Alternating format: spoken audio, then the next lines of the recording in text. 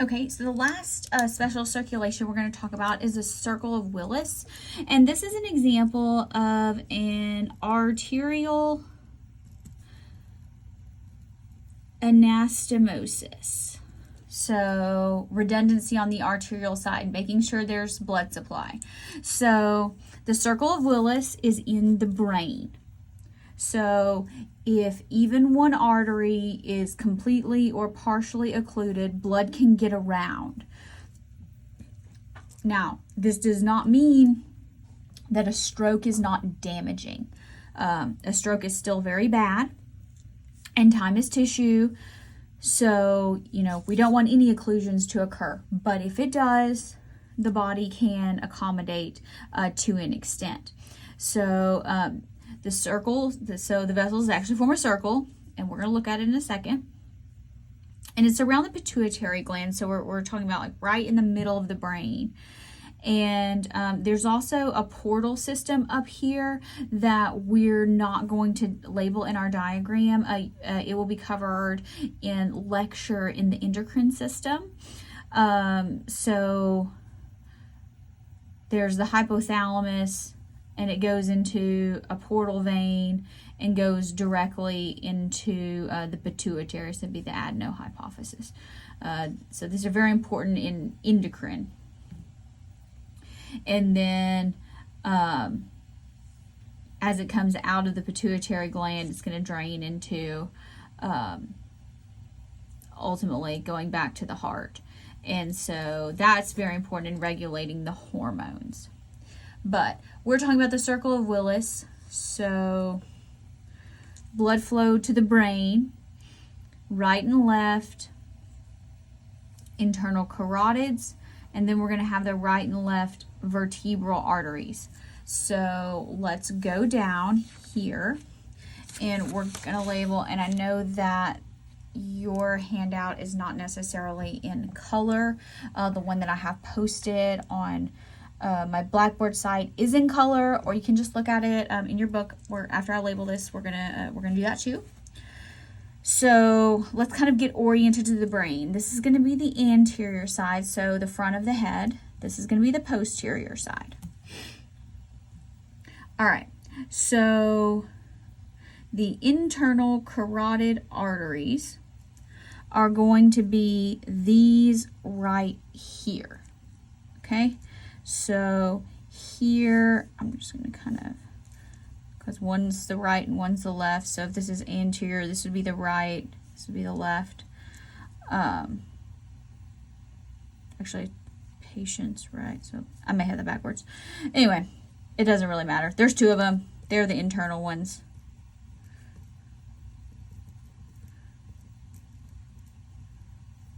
Because here we're looking up from the bottom of the brain. So this would be the left, this would be the right. It is still an anatomical position.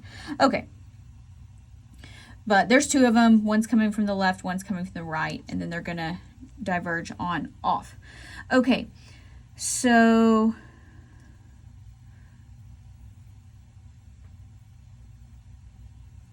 branching off of that, so they're cut. They're coming up through here.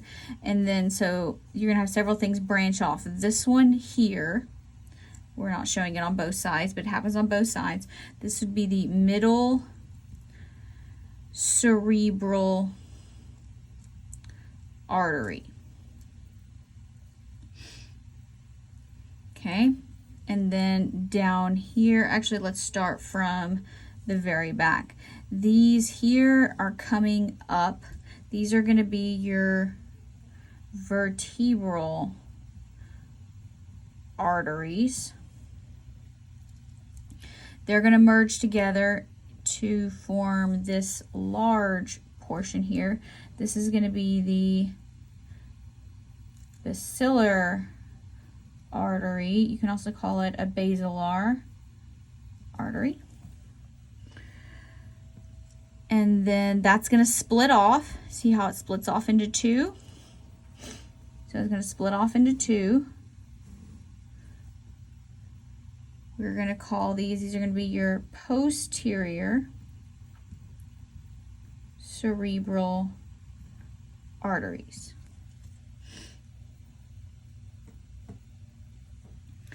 All right, and when we come up here, you've got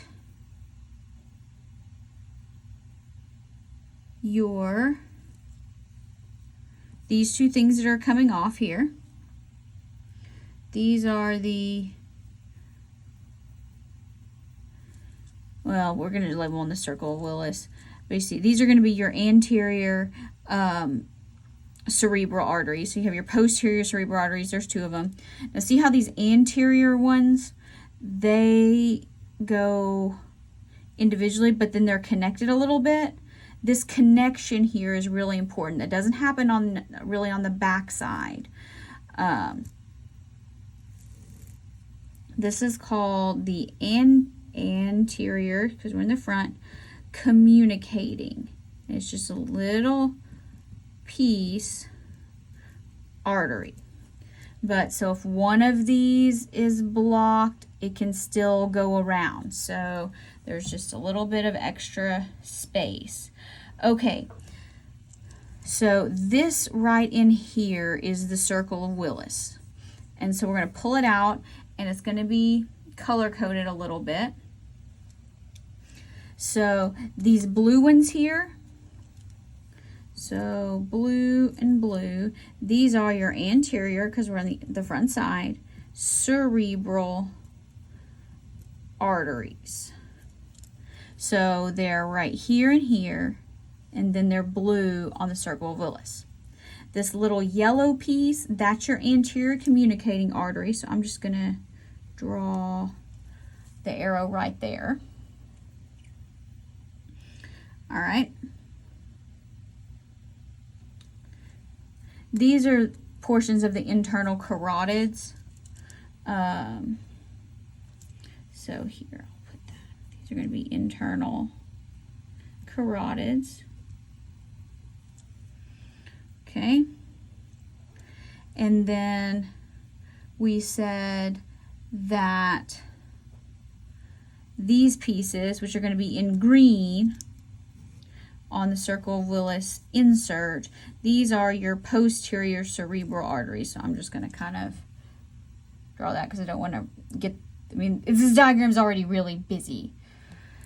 And then now those are also connected to make the circle, to complete the circle. You're going to have these purple pieces, and these are going to be your posterior communicating arteries. So let's look at that on this diagram again. So here's anterior side, posterior side. So we're coming up on the internal carotid artery. So that'd be this one and this one. And here they are all blown up. They're going to be orange on the blow up. Next, moving to the front. So coming off of the carotid, you have your anterior cerebral arteries. So it's only labeling one of these. So that's going to be blue on the diagram. Those are connected to each other by the anterior communicating artery. Now, let's go to the back. Here you have your vertebral artery. There's two of them. One's kind of each side of the spine. Now, they're going to converge and form the basilar artery, which is going to have its own little branches, and then it's going to completely diverge into right and left posterior cerebral arteries. Now, there's also, to complete the circle, these right here, these are your posterior communicating. So remember, the communicating arteries are the ones that connect the cerebral arteries. So anterior arteries connected by the anterior communicating artery. Posterior cerebral arteries connected by posterior communicating arteries. Now there's two of those, and see how they connect into those carotids so the brain can get blood when it needs it.